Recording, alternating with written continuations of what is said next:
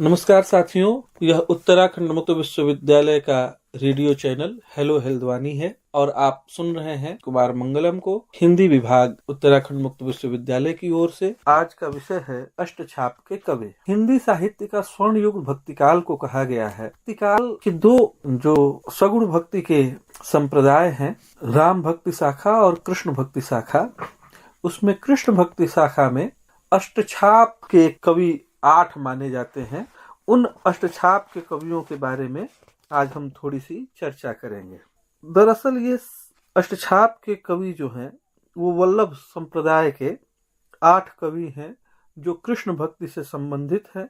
वल्लभ संप्रदाय के वल्लभाचार्य और उनके पुत्र विट्ठलनाथ ने 4 भक्त और शिष्यों को लेकर के अष्टछाप की स्थापना की। वल्लभाचार्य के शिष्यों में से सूरदास, कृष्णदास, परमानंद दास और कुंभनदास को चुना गया और विट्ठलनाथ के शिष्यों में से नंददास, चतुर्भुज दास, छीत स्वामी और गोविंद दास को, इन 8 कवियों को लेकर के जो कृष्ण भक्ति शाखा के कवि हैं, इन कवियों को लेकर के जो एक संप्रदाय बना, जो एक युग्म बना, जोड़ा बना, उसे अष्टछाप कहते हैं। यानी कि अष्टछाप के 8 कवियों में सूरदास, कृष्णदास, परमानंद दास, कुंभन दास, नंददास, चतुर्भुज दास, छीत स्वामी और गोविंद दास, ये 8 कवि अष्टछाप के कवि माने जाते हैं।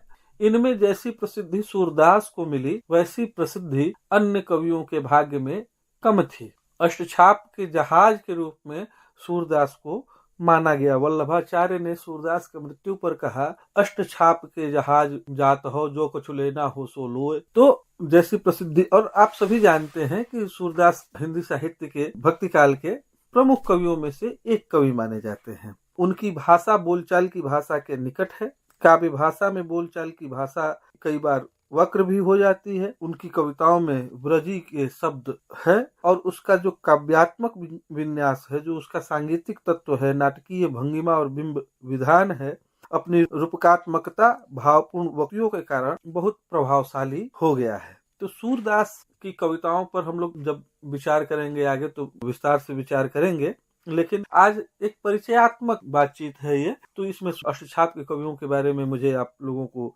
बताना है। पहले कवि थे सूरदास, दूसरे कवि परमानंद दास। इन्होंने स्फुट पद लिखे और इनके पदों का संग्रह परमानंद सागर से है। यह सूरदास की ही तरह जो सूरदास की कविताओं का संकलन सूर सागर है, उसी पद्धति पर लिखा गया है, लेकिन इसमें सूर के सागर की तरह न विस्तार है न गहराई। स्थान स्थान पर रीति के मणिमाणिक दिखाई अवश्य पड़ते हैं। पदों में चरण सधे हुए और भाषा संस्कृत निष्ठ है। और कृष्ण भक्ति के ये प्रमुख कवियों में से एक है परमानंद दास। दूसरे कवि हैं नंददास। इन्होंने बहुत सारे ग्रंथों को लिखा।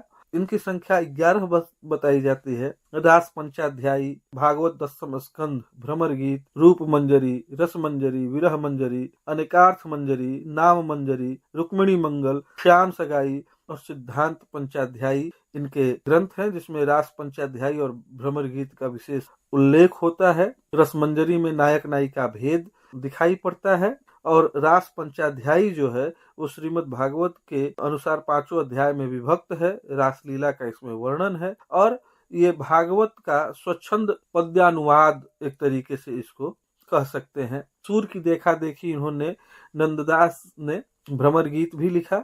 जैसे सूरदास का भ्रमर गीत है वैसे ही नंददास का भी भ्रमर गीत है। यह मुक्तक काव्य है। सूर का भ्रमर गीत मुक्तक काव्य है, जबकि नंददास ने जब भ्रमर गीत लिखा तो उसे प्रबंध काव्य की तरह लिखा। सूर में आपको लोक का रंग दिखेगा तो नंददास में शास्त्र का। सूरदास के भ्रमर गीत में गोपी उद्धव संवाद की स्थितियां कम है, जबकि नंददास के भ्रमर गीत में गोपियों और उद्धव का शास्त्रार्थ होता है कथोपकथन के रूप में। उद्धव कहते हैं सुनो ब्रजनागरी, इसके उत्तर में गोपियां कहती हैं सखा सुनि श्याम के। तो कई जगह आप देखेंगे कि जैसी विदग्धता सूरदास के भ्रमर गीत में है, उससे कम विदग्धता नंददास के आपको भ्रमर गीत में देखने को मिलेगा। सूर की भाषा अगर ठेठ ब्रज की है तो नंददास की जो भाषा है वो संस्कृत निष्ठ ब्रज की है और शब्दों की इसी सजगता के कारण इन्हें जड़िया कहा जाता है। कृष्णदास जो कवि हैं अष्टछाप के, वे कवि से अधिक त्रिनाथ मंदिर के व्यवस्थापक हैं। उनके भय से ही सूरदास मंदिर छोड़ करके पारसौली में रहने लगे थे। इनकी भी कविताएं छिटपुट ही मिलती हैं। एक और कवि हैं कुंभन दास। ये मूलतः गृहस्थ थे। भगवत भक्ति में इनकी तन्मयता थी और ये वृंदावन को छोड़ करके कहीं नहीं जाना चाहते थे। जब अकबर ने इन्हें सीकरी में बुलाया, जो कि उस समय तत्कालीन सत्ता की राजधानी थी, तो वे वहां गए तो नहीं, लेकिन अपनी एक कविता लिख करके भेजी। कविता बहुत प्रसिद्ध है। भक्तन को कहा सीकरी सुकाम, आवत जात पनहिया टूटी, बिसरी गयो हरिनाम। इसके बाद अष्टछाप के एक प्रमुख कवि है गोविंद स्वामी। उनके पद गोविंद स्वामी के पद नाम से संग्रहित है। चतुर्भुज दास के संबंधी थे। इनका कोई स्वतंत्र ग्रंथ उपलब्ध नहीं है। छीत स्वामी के पद पदावली में संग्रहित है। ब्रज के प्रति वे अधिक आस्थावान हैं। अहो विधना तो पे अचरा पसार मांगो, जन्म जन्म दियो यही ब्रजवासी बो। ये छीत स्वामी का पद है। छीत स्वामी भी कृष्ण भक्ति के अष्टछाप के प्रमुख कवियों में से आते हैं और इनमें सूर का स्पष्ट प्रभाव देखने को मिलता है। तो इस तरीके से 8 कवियों को लेकर के कृष्ण भक्ति शाखा में 8 प्रमुख कवि माने जाते हैं, जिन्हें अष्टछाप का कवि कहा जाता है। एक बार मैं फिर से बता दूं कि अष्टछाप के कवियों में सूरदास, कृष्णदास, परमानंद दास, कुंभन दास, नंददास, चतुर्भुज स्वामी, छीत स्वामी और गोविंद दास शामिल है। आप सबने सुना, बहुत बहुत धन्यवाद।